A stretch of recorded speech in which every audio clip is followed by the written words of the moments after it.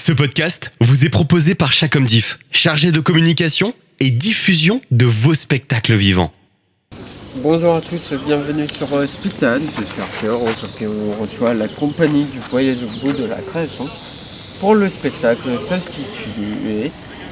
Ce spectacle se déroule au Alia Théâtre à midi 10 du 9 au 28 juillet, sauf les mercredis. Bonjour à tous les deux. Bonjour. Bonjour. Est-ce que vous pouvez vous présenter en quelques mots s'il vous plaît ? Alors moi je suis Cindy, je m'occupe de la production, de la diffusion, de la régie. Enfin bon, je suis complètement multicasquette sur ce spectacle. Voilà, je suis là pour tout le festival et heureusement parce que sinon ils n'auraient pas de régisseur, donc ce serait un peu chiant.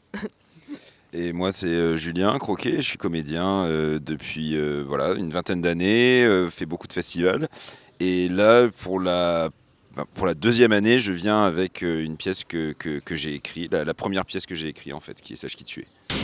Avant de résumer l'histoire et de questionner sur le spectacle, est-ce que tu peux expliquer ce que c'est ton rôle de régisseuse pour ceux qui ne le savent pas, Cindy ? Alors moi je suis une régisseuse intermittente dirons-nous, puisque je le fais essentiellement au Festival d'Avignon. C'est pour surtout donner un coup de main. J'ai pas la prétention d'avoir la vraie formation de régisseuse, donc je me fais aider. Mais en tout cas là durant tout le festival, c'est moi qui mets en lumière, qui envoie les top sons, qui rythme un peu le spectacle et qui fait en sorte qu'il y ait de la lumière sur le plateau. Et est-ce que vous pouvez résumer en quelques mots la pièce ? Alors oui, c'est une j'appelle ça une comédie grinçante, un peu déjantée.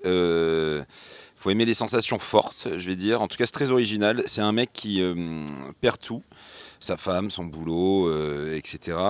Qui se retrouve seul et qui est obligé de prendre une coloc avec deux mecs complètement un peu déglingués. Et qui va essayer de se reconnecter pendant toute la pièce avec lui-même, avec ce qu'il est, avec ses rêves et avec son moi profond, j'ai envie de dire. Et ça a été dur d'écrire la pièce ? Non, pas vraiment. En fait, c'est une pièce qui a été écrite pendant juste avant et pendant le confinement. Inconsciemment, ça parle pas de ça, mais inconsciemment, je pense que ça se sent un peu. Et non, moi j'aime écrire ce que j'appelle sur l'humeur en fait, donc j'écris pas trop avec mon cerveau, j'écris plutôt avec mes tripes, j'ai envie de dire, en gros, pour toucher, je crois que c'est ce qui touche les gens émotionnellement, et c'est ça qui m'intéresse en fait. Et quelles sont tes sources d'inspiration ? Déjà, les sources d'inspiration. Moi, j'aime bien tout ce qui est un peu décalé. Pour cette pièce, j'aime bien tout ce qui est un peu décalé et original. Donc, pour cette pièce, on va aller taper dans des trucs un peu incorrects comme Fight Club ou comme la série The Boys. Je pense qu'il y a un peu de Breaking Bad aussi qui m'a inspiré, puisque c'est ce genre de cheminement. Un homme inoffensif qui va devenir pleinement ce qu'il est et l'assumer, quoi, en fait. D'accord. Et comment t'as convaincu les autres comédiens de jouer avec toi et de participer à cette aventure ?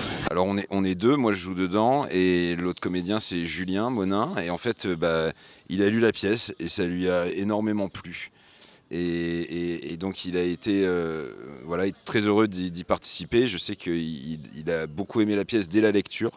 Et en fait, j'ai pas fait grand-chose, quoi. Je lui ai juste fait lire la pièce. Et comment on passe de l'écriture à l'adaptation théâtrale ? C'est un gros travail. Ça, c'est un gros travail. Beaucoup plus gros que le travail d'écriture. Déjà, c'est un travail de réécriture constant, puisqu'il doit y avoir 20 versions de la pièce. On l'a commencé l'année dernière. Il y avait beaucoup d'erreurs. Il y avait beaucoup de trucs qui n'allaient pas, notamment en mise en scène, parce que c'est un peu difficile de faire la mise en scène, de jouer dedans et de l'avoir écrit. Et heureusement, j'ai eu des amis qui sont dans le métier et qui sont très talentueux et qui sont venus voir la pièce, qui m'ont conseillé et qui ont été très bons conseils. Et donc j'ai eu toute l'année pour la retravailler, pour la réécrire, pour la réadapter. Et là, je pense que je suis vraiment sur un projet fini. Et c'est compliqué de convaincre le public d'aller voir une pièce par un auteur entre guillemets méconnu. C'est le nerf de la guerre en fait. C'est vraiment le nerf de la guerre. En fait, donc la pièce est volontairement comique, on va dire. À la base, le fond est plutôt dramatique, plutôt sérieux, on va dire. Mais la comédie est là pour faire passer un peu le tout et le rendre digeste et le rendre surtout accessible à tout le monde. En fait, ce que je me rends compte, à force de jouer cette pièce, c'est que le public, une fois qu'il est là, il passe un excellent moment. Il voit un truc qu'il n'aurait pas imaginé. Moi, souvent, les remarques qu'on me fait, c'est que c'est un peu un entonnoir. Ça veut dire ça commence, on ne sait pas du tout comment ça va finir, et puis on se laisse porter par l'histoire, c'est très rythmé, il y a beaucoup d'énergie, etc.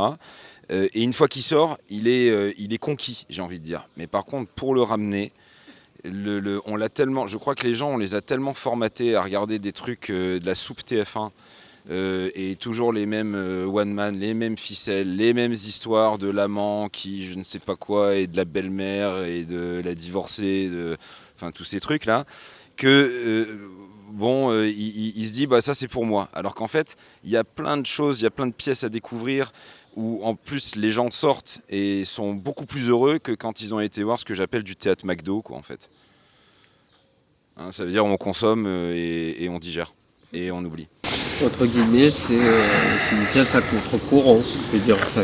À tous les niveaux, je pense. Ouais, vraiment à tous les niveaux. Dans le propos, mais ça fait du bien justement de ne pas toujours voir les mêmes morales, les mêmes au niveau du fond, au niveau de la forme.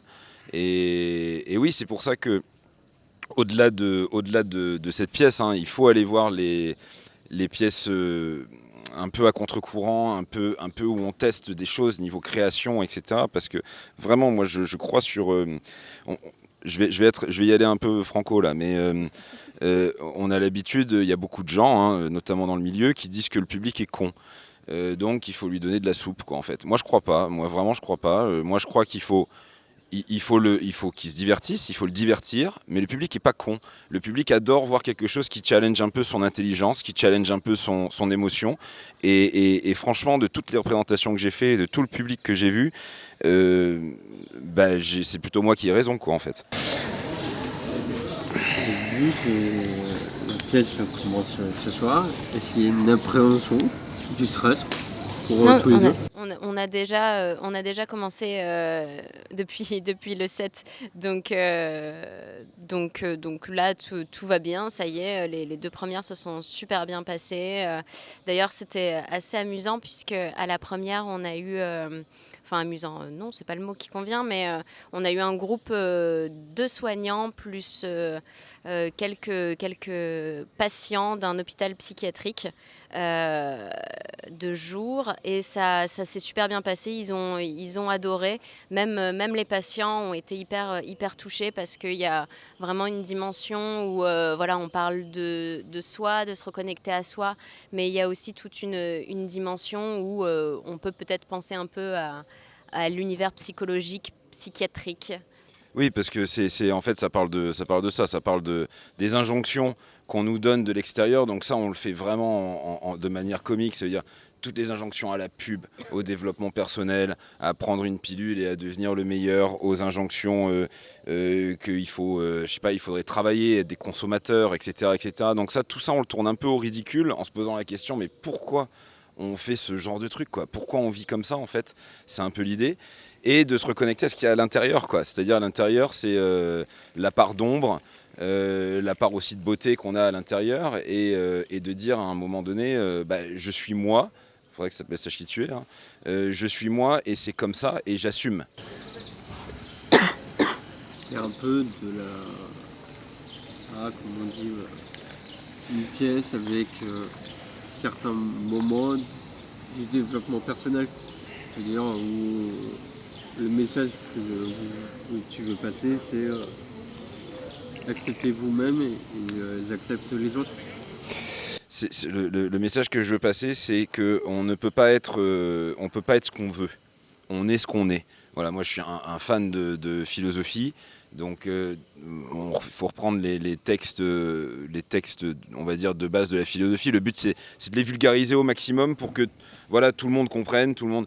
Et moi je crois que non, on n'est pas ce qu'on veut. Si je mesure 1m30, je ne serai jamais une star de la NBA, voilà, malgré ce que me dit toutes les conneries sur Facebook, etc. Donc, en fait, le truc, c'est de dire, voilà, on fait avec ce qu'on est. On doit faire avec ce que je suis. Il y a une part d'ombre en moi, il y a une part de quelque chose qui est, on va dire, moi, je mets pas de jugement de valeur, donc je mets pas de jugement moral. Mais il y a une part de moi qui veut de la liberté, qui est en colère, qui est, bon, bah, faut y aller, faut laisser s'exprimer. Il n'y a pas de jugement à avoir là-dessus, quoi, en fait. Et c'est ça que, en fait, j'ai envie que les gens, quand ils voient cette pièce, ça leur donne une sorte d'énergie et une sorte de force. Je crois qu'on est endormi par ce monde-là dans lequel on vit, qui est un peu un monde de néant. En fait, il n'y a plus de spiritualité, il n'y a plus de sens. Le sens, c'est d'aller consommer, d'aller acheter des fringues et des baskets et des conneries. Et il faut un peu se reconnecter. Merde, on a 2000 ans, qu'est-ce que je dis ? On a 2000 ans de civilisation, on a 10 000 ans, je ne sais combien, d'évolution. Voilà, faut se reconnecter à ça, quoi. On n'a pas besoin du développement personnel, on n'a pas besoin de gens qui nous disent quoi faire, il faut le trouver à l'intérieur, quoi. Oui, non, moi je suis complètement d'accord avec Julien. Et donc, dans ce spectacle, c'est vrai qu'on se moque un peu de tout ce qui est développement personnel et le fait de prendre une pilule et ça ira mieux. Non, on ne sait pas en prenant une pilule et en restant assis le cul sur son canapé que les choses s'arrangent. Et c'est tout le fond du spectacle. Qu'est-ce que ça fait d'être à Avignon pour d'être dans cette euphorie? Qu'est-ce que vous évoque Avignon? Bah, moi j'adore, ça fait 10 ans que j'y viens. Il y a toujours ce côté ébullition de partout. On croise des copains qu'on n'a pas vus depuis longtemps. Il y a aussi, on passe par 1000 émotions. On tracte, arriver au théâtre. De dire allez, on est à combien, est-ce qu'il y a du monde pour aujourd'hui, l'euphorie de on est super heureux, ça s'est super bien passé, la fatigue quand on rentre à la maison et qu'on est épuisé et pourtant à la fin de chaque festival d'Avignon on se dit ah ça y est c'est terminé, je reviendrai plus jamais, et on rentre à la maison, on pleure et on se dit ah mince, où sont les copains, où est cette euphorie, et on a envie de recommencer l'année prochaine. C'est ce qu'on fait tous les ans, quoi.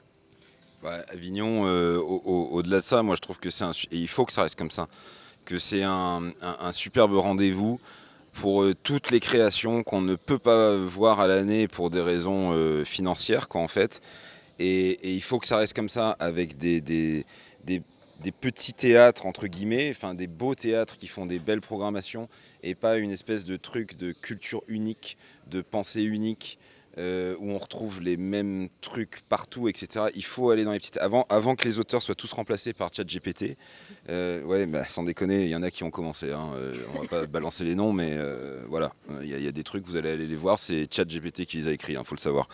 Il faut aller se faire surprendre dans des lieux qui ont les tripes, on va dire, de programmer des choses intéressantes. Moi, c'est les plus belles rencontres théâtrales que j'ai fait, les plus beaux émerveillements, je les ai faits à Avignon en tant que spectateur. Et c'est moi, mon rapport à Avignon, c'est celui-là. Et je dis merci à toutes les compagnies que j'ai vues et qui ont essayé de faire quelque chose de dissonant, quelque chose de différent. Est-ce que vous pouvez dire que le Festival d'Avignon, pour vous, les professionnels, c'est un tremplin? En tout cas, c'est une excellente vitrine puisque ça permet de présenter des spectacles dont on n'a pas trop l'habitude de voir ailleurs. C'est le cas de Sache qui tu es. Donc je pense que c'est une chance, c'est effectivement un tremplin, que ce soit vu par du public, des programmateurs, des professionnels, des journalistes.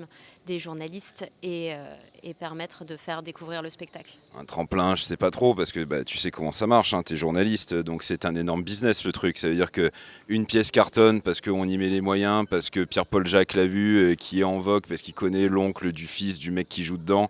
Donc le journaliste, tout d'un coup, tiens, ça va l'intéresser, et puis il va aller le voir.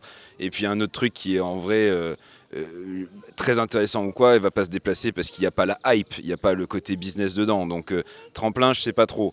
Mais en tout cas, ça sert à faire voir à des gens, à du spectateur, à des gens comme ça, qui seraient jamais venus normalement pousser la porte du théâtre et qu'on a réussi à tracter ou qui sont intéressés parce qu'il y a cette curiosité de la part du public d'aller voir des choses, d'un public très varié en plus, et c'est ça qui est intéressant.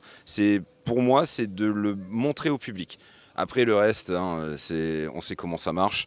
Voilà, comme je dis, c'est un business avec tous les côtés un peu méprisants du business, quoi.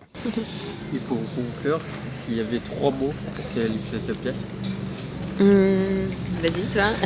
Intense, drôle, incorrect. 3 mots aussi. Moi, je dirais décalé, surprenant et génial. D'accord. Merci à tous les deux. Merci beaucoup. Je rappelle le nom de la compagnie du voyage au bout de la création, et que le nom du spectacle, Celle qui tue, Celle qui tuait. au théâtre Aya du 7 au 28 juillet, c'est le mercredi. Merci à tous les deux. Merci. Toutes les interviews Speed Théâtre sont à retrouver sur www.speedtheatre.fr.